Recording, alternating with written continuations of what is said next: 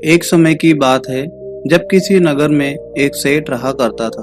उसके पास लाखों की संपत्ति थी, बहुत बड़ी हवेली थी, नौकर चाकर थे, फिर भी उस सेठ को शांति नहीं थी। एक दिन किसी ने उसे बताया कि पास के एक नगर में एक बहुत बड़ा साधु रहता है और वह लोगों को ऐसी सिद्धि प्राप्त करा देता है कि उससे सभी मनचाही चीजें उनको मिल जाती हैं। उस व्यक्ति से सेठ ने कहा कि चलो मुझे भी वहां पर ले चलो।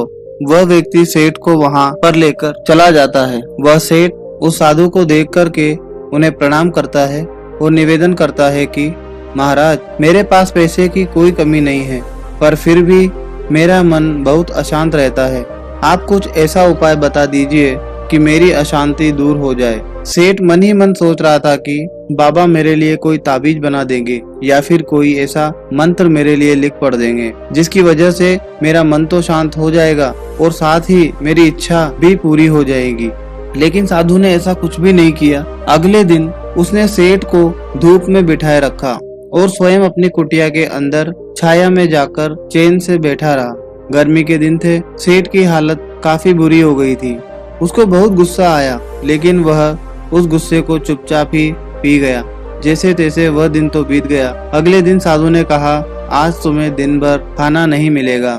सेठ ने कुछ भी नहीं कहा, लेकिन दिन भर की भूख के मारे सेठ के पेट में चूहे कूद रहे थे और अन्न का एक दाना भी उसके मुंह में नहीं गया। लेकिन सेठ ने देखा कि साधु तरह तरह के पकवान उसी के सामने बैठकर बड़ी आनंद से खा रहा था। सेठ सारी रात परेशान रहा, उसे एक पल को भी नींद नहीं आई। वह सोचता रहा, यह कैसा साधु है, यह तो बड़ा स्वार्थी है, जिसने मुझे अभी तक कुछ भी ज्ञान नहीं दिया, सिर्फ अपने बारे में ही सोचे जा रहा है। सेठ ने मन ही मन वहां से जाने का निर्णय भी कर लिया था। तीसरे दिन सवेरे उठकर उसने अपना बिस्तर बांधा और चलने को तैयार हो गया। तभी वह सन्यासी उसके सामने आकर खड़ा हो गया और बोला, क्या हुआ सेठ? सेठ ने कहा, मैं यहाँ बड़ी आशा लेकर आपके पास आया था, लेकिन मुझे यहाँ कुछ भी नहीं मिला, बल्कि मुझे ऐसी मुसीबतें उठानी पड़ी जो मेरे जीवन में शायद ही मैंने कभी उठाई हो। मैं जा रहा हूँ। साधु हंसकर बोले,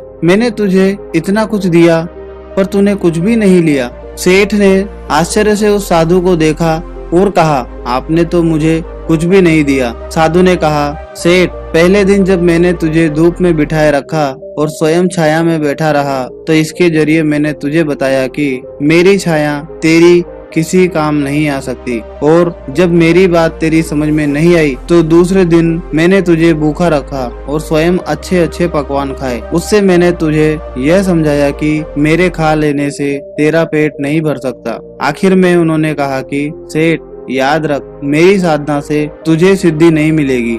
जो धन तूने कमाया है वह तूने अपने पुरुषार्थ से कमाया है, और शांति भी तुझे अपने पुरुषार्थ से ही मिलेगी। सेठ की आंखें खुल गई और वह अपनी मंजिल तक पहुंचने का रास्ता जान चुका था। सेठ ने साधु को धन्यवाद कहा और अपने घर लौट गया।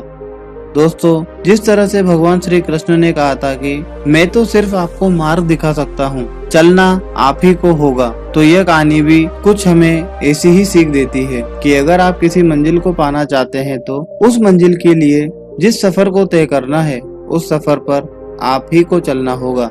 हो सकता है कि राह में बड़ी बड़ी मुश्किलें भी देखने को मिले, रुकावटें भी आए, और यह भी हो सकता है कि आपका हौसला भी डगमगाने लगे, लेकिन खुद पर विश्वास बनाए रखिएगा, क्योंकि आपका यह विश्वास ही आपको अपनी मंजिल तक जरूर पहुंचाएगा। दोस्तों, इस वीडियो को ज्यादा से ज्यादा शेयर और लाइक करें ताकि हमें इस तरह की और कहानियां बनाने के लिए उत्साह मिले, और साथ ही हमारे चैनल को सब्सक्राइब जरूर कर ले। धन्यवाद।